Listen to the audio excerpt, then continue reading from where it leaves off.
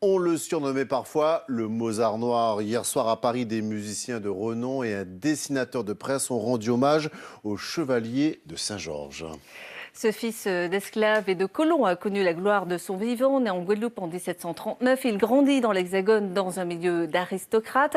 Il excelle dans la musique et devient un virtuose du violon. Joseph Bolon de Saint-Georges, dit chevalier de Saint-Georges, composera de nombreuses pièces pour cordes avant de s'éteindre en 1799. 2 siècles plus tard, des associations font perdurer ses compositions. Ce fut le cas d'ailleurs hier soir à Paris.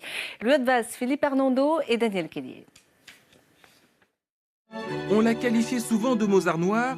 Aujourd'hui, le chevalier de Saint-Georges fascine toujours autant. Mercredi soir à Paris, le caricaturiste du Canard enchaîné, Jacek Wozniak, mariait ainsi pour la première fois son art à la musique du compositeur, en projetant des dessins préparés à l'avance ou réalisés en direct. L'histoire de sa vie était la première chose qui m'intéressait. Ensuite, je suis rentré dans la musique. Son courage de passer des statuts qu'il était jusqu'à En plus, il n'était pas seulement artiste, il était l'homme des Lumières. Pour ce jeune soliste, dont la mère est guadeloupéenne, comme celle du chevalier, c'est la virtuosité du personnage qui l'a notamment retenu. Il a étudié aux États-Unis et bien sûr, sa thèse a porté sur le chevalier de Saint-Georges. Ce qui fait sa spécificité, c'est justement le côté brillant qu'il n'y a pas autant dans la musique pour violon de Mozart. Je dirais la musique pour piano, ses concertos, voilà. Enfin, on sait que Mozart était principalement pianiste.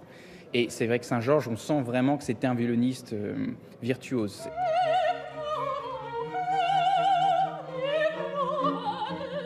Saint-Georges était aussi connu pour ses succès auprès des femmes.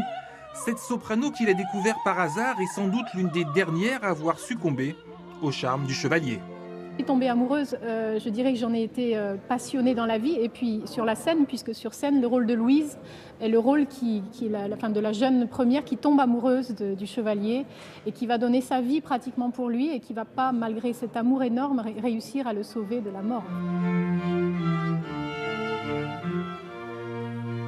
C'est l'association Le Concert de Monsieur de Saint-Georges qui organisait cette représentation. L'orchestre se rendra en Guyane le 14 décembre prochain pour un nouveau récital. Ouais, comme la soprano, Karine, vous êtes aussi tombée amoureuse de la musique. Oui, de la belle musique. La belle musique, oui. Normal. Effectivement. Bon.